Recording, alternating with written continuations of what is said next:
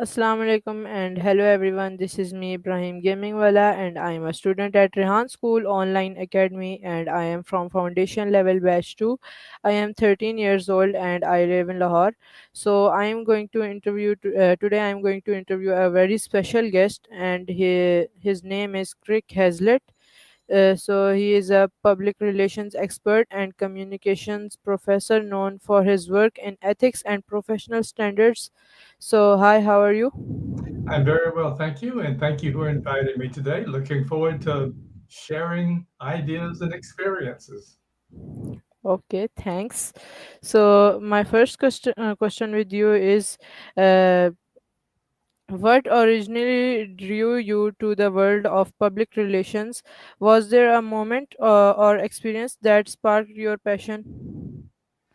I think actually it was when I was just beginning in public relations, um, and I had a new job, and it was at a location I'd never been to before. So I went into the town near where I'd be working and asked people what they knew about the organization that I was going to join. No one knew who I was talking about. We had been in that location for 25 years. We were the biggest organization in the area, and no one knew who. And I realized that public relations is very important. If people less than 1 mile from where your headquarters is don't know who you are, you have a problem. And that's the way it started. Then as I moved through my PR career, I I always remember that, and I would always ask people, "What do you know about my organization?" And if I got the then I knew I had a lot of work ahead of me. But these things happen, and it was a good thing because it helped me focus my own career. Okay, that's great. So my next question with you is, uh, can you walk us through your journey from military communications to academia? It was pretty sort of smooth. I worked in public relations, at different organizations. I worked did public relations in the United States Air Force when I was active duty military. Then I got a job, civilian job with the United States Army in public affairs, and I did that for a while, and it was fun, but I could not get an assignment someplace that I wanted to be. So I decided I will go into the private sector, into the sort of the real world. I thought that technology was a good thing to go into because this was the early 1980s and technology was hot, hot, hot. Got a job and realized probably 1 week after I started that I didn't like it. So I looked at some more and looked at different organizations and got a job in the nonprofit area, service industry. And that's where I spent the rest of my career because I realized that that was what I really, really, really enjoyed. So did it in a lot of different places, went to Hawaii for a little while, came back to Massachusetts, and then I decided, okay, I can't find a job at the level that I want to be at. What can I do? And this is the interesting part here is I was sitting at home going, well, what will I do now? And my telephone rang. Hello? It was a friend at a university in Boston, Massachusetts. She said, "You're always over here talking to our students about public relations. Would you be interested in teaching?" And me, I go, blah, blah, blah, blah, blah. She said, "Are you interested or are you not?" Yes, I'm interested. Okay, tomorrow morning you have an interview. Be here. So I went met with the chairman of the department. They hired me to teach a graduate public relations course. That was kind of good. I went home and thinking, well, that was pretty nice. I wonder what my telephone rings again. It's a friend from another university. Got your name from someone. Would you be interested in teaching a public relations course? Yeah. Interviewed with them and was hired to teach an undergraduate public relations. So I'm teaching one graduate course, one undergraduate course. And as soon as I went into the classroom, I knew that this is where I wanted to be. And that's how I settled on staying. I quit looking for public relations professional jobs and stayed in the academic area for close to 20, 24 years. Okay, that's wonderful. So my next question with you is, were there any pivotal moments or mentors who influenced your path? There were a lot of moments, but I'd rather talk about a mentor. This was the person who was my supervisor when I was working with the U.S. Army civilian in public affairs. I was an intern. That's where I started. And he helped me through about a year and a half of training and learning and that stuff. Then I got my first job, and I went to my new job, and I was sitting in my office one day thinking to myself, wow, do I really know what I'm doing? Is this good for me? And my telephone rang. Telephone rings. I answered, and it was my supervisor, my mentor.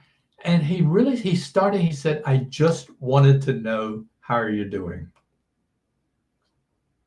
I immediately told him, oh, but what that taught me was pay attention to the people you're working with, pay attention to the people around you, and be interested in them. And it has really helped me through my professional and academic careers is just that. If I see you walking down the hall and you look a little bit worried, I'm going to say, Abraham, is everything okay? Do you want to talk? And I cannot tell you how many times I've had somebody say, oh, yeah. And just the next hour we talk, or this person talks, and I listen because that's what I'm here for. But this goes back to my mentor, my supervisor, doing the same thing to me. Okay, that's wonderful. So my next question is, how did your experiences in the military shape your communication philosophy? Well, the one thing I learned in the military, because even though I had 3 college degrees, I was an enlisted person. I was not an officer. And I, I learned that if I wanted the people higher than me to listen to me, I had to show them that I knew what I was doing. And that started again, I'm working, I was most of my career in the Air Force military. I worked with officers, captain, majors, generals, and they would look and see the stripes on my sleeve and say, oh, he's enlisted. He doesn't know what he's talking about. And that, yeah, that was okay. That was true then, but this is the same thing today in real life. When I'm working with clients or something, I have to prove to them that I know what I'm talking about, and that goes back to my experience in the military. Okay, that's great. So my next question is, what challenges did you face transitioning from practice to teaching?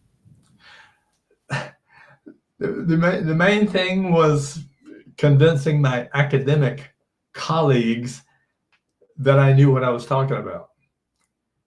Because many of them, and this is just Kirk talking about this, is in many institutions where I have taught, the professors do not have professional experience.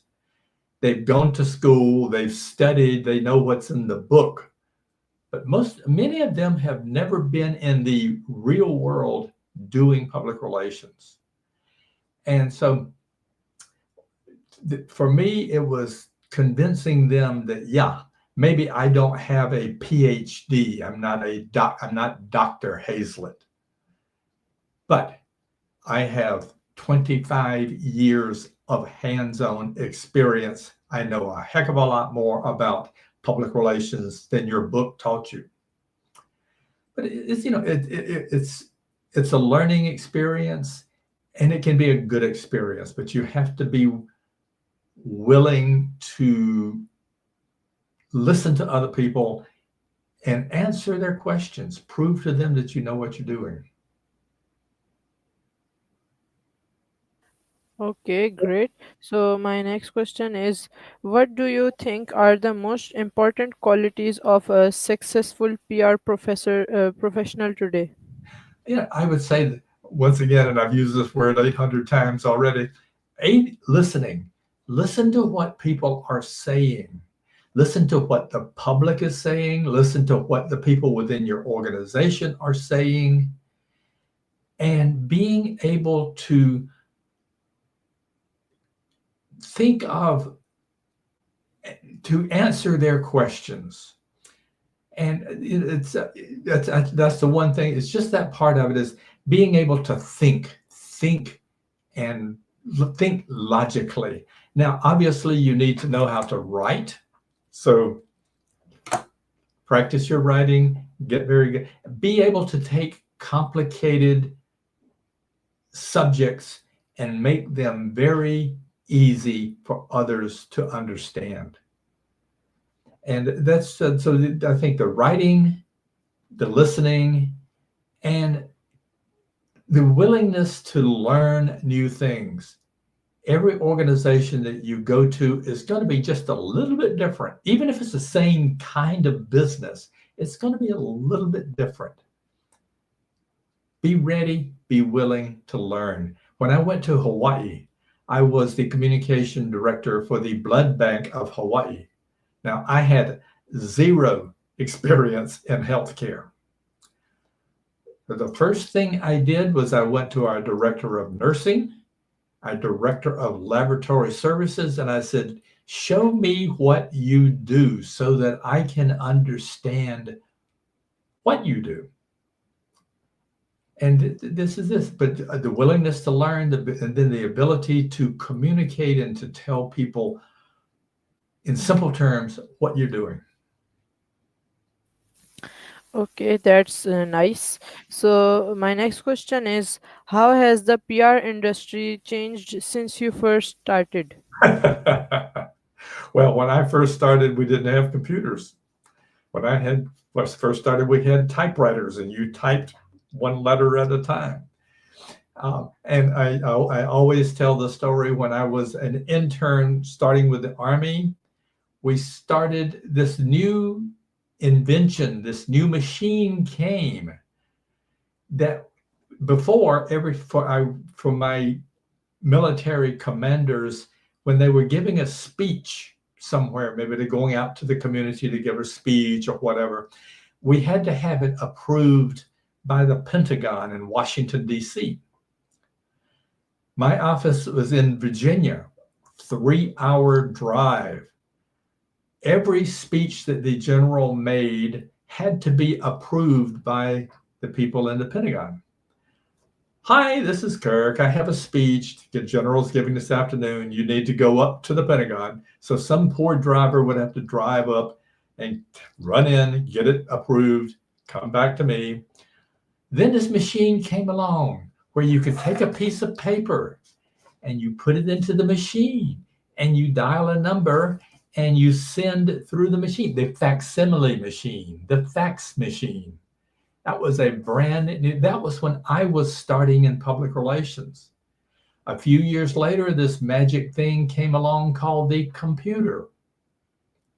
So, just from the technical side of things, it has gotten easier and easier. Now, the challenge for public relations people today is the ability to communicate easily and everywhere. You're on one side of the globe, I'm on the other side of the globe. We're talking to each other. When I started in public relations, I would either have to make a very complicated long distance telephone call, or I would have to type you a letter and mail it to you and wait for you to get the letter and write back to me. Today, it's much simpler. And it makes it a challenge for PR people because whatever your organization is doing, people everywhere know what you're doing. And you've got to be ready for questions, complaints, and everything. So a lot of things have changed, but the one thing that has stayed exactly the same is the importance of communicating, telling people what your organization are doing and why it's good for them.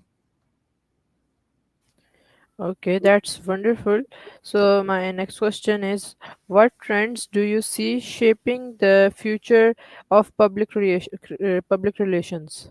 The trend, one thing that we're seeing it a lot is, I'm going to use the term skepticism. Do you really know what you're talking about? Because there's so many mixed messages out there. And as a PR person, you really have to be listening, watching, talking to people, knowing what they think is going on, and being ready and able to answer the questions or clear to explain what's going on here. So that part of, then the use of technology more and more, and in the very beginning, one last quick story here is, in my early career, when the computer was becoming a hot thing, my boss at that time said, I will never have a computer. Computers are no good. Yeah, right. So, so with people like him, but yeah, guess what? Today we live with technology. Okay, that's great. So my next question is, how do you define the role of trust in effective communication? This one, the simple answer is, if you don't believe me, if you don't trust me, how can I get you to do what I want you to do? Trust is so important. And this is why I use sometimes the term visibility, being seen, being out in the public. One of my things that I have always in PR, when I was working in PR, when a reporter would call me and they'd say, Kirk, can you tell me what you're doing at this organization? And I would say, no, I won't tell you. I'll show you. Come out here, I'll show you what we're doing. And so many of them, one reporter, one very early in my career said, you are the first public relations person at this installation who has ever invited me out. What is that? What happens there is, now when something happened, yeah, the reporter would call, hey, Kurt, do you want to talk about this? Sure. Do I need to come out? Not necessarily, unless you want to, but there's the trust. The trust is there now. But it's the thing is there, you have to show them why they can trust you. Okay, that's great. You told us in a very nice way. So my next question is, In your experiences, what's the biggest misconception people have about PR? I'm going to use a term, and I've had it used about me. We're called spin masters. And what that means is we take a story and we spin it around, and we take something bad and we turn it into something good. And that's it's a challenge there, because people, you have to be trusted. Trust is so important. But it's the thing is that, once again, there are still, and there will always be, in any profession, not just PR but anything, there's going to be people who take the easy way out, or they don't exactly tell the truth. And it's a challenge, because now other people are going to say, well, he's just a PR guy. He's telling his story. We have to convince people, show them that we mean good, we are doing good, and we want good for everyone. Okay, that's wonderful. So, my next question is what advice would you give a young professional faced with an ethical gray area? That's a very good question, and it will happen. So be ready for it. Is one if you, First thing is, and I to this day I still have someone that I can literally can call or email in the easier time and say, I'm dealing with this issue here. What do you think? And this is the thing, is from the very beginning, have someone who you know, who you trust, that you can turn to and just say, I need help. What should I do? But it's yeah. But also, and I'll go back to the very beginning. Know in your heart what you believe. And from the beginning, I knew that there are things that I will not do. Period. And so, if a client or an employer asked me to do something that didn't feel right, I would say, I'm sorry, but I cannot do that. But it's, the area, you have to know yourself and know what you in your heart believe. Okay, that's great. Next question is how do you balance transparency with protecting organizational interests? It's a juggling act. You know, you have to know. And again, every organization that I worked with over the years, we had things that we were very, very, very proud of, but we could not talk to the public about them. And that's sort of a challenge. And I'll go back to my very, very first job. It was with it was an organization called the United States Army Intelligence School. We had chain link fences with barbed wire and armed guards at every door. But we were a school. And it was important for me to look at it, and for the people I talked to within the organization, they wanted people to know who we were and what we were doing.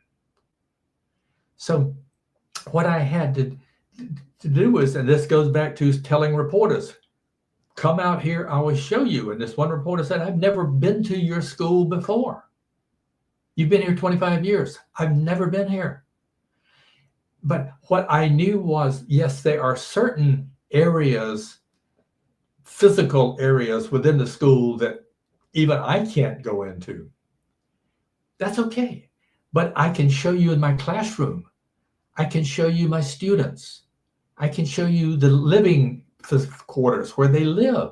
I can show you the cafeteria where they eat. So you can get a sense of who we are and what we do. But you have to, you really have to just know, yeah, that it's important that other people feel like if they have a question, they can ask that question. But you have to know in your sort of in your heart and in your mind, of course, where to stop. And it's tricky, but you learn over time how to balance the two of them and to get some very, very good PR for your organization. Okay, that's great. So the time of our interview is going to be end. So can you give a short advice for my viewers? You know what I would say, and I'll start with something I say all the time here: never stop learning. I don't care where you are in your career, starting or where Kirk is now, getting close to the end of it. I still take online courses just to learn new things. So stay, never stop learning what's going on out there. B, network, network, network. Meet people outside, wherever you are, wherever you live. There are people who, professionals who are doing what you're interested in. Meet with them, get their advice, find out how they got where they are today, because that will help you to shape your path as you're going through it. I'll go and put last quick story here, and then I'll stop here. But my favorite book is called Alice in Wonderland. And the story about a young lady who's sort of traveling through life. Alice is walking through the forest one day. She comes to on a road, and she comes to a fork in the road. There's two paths.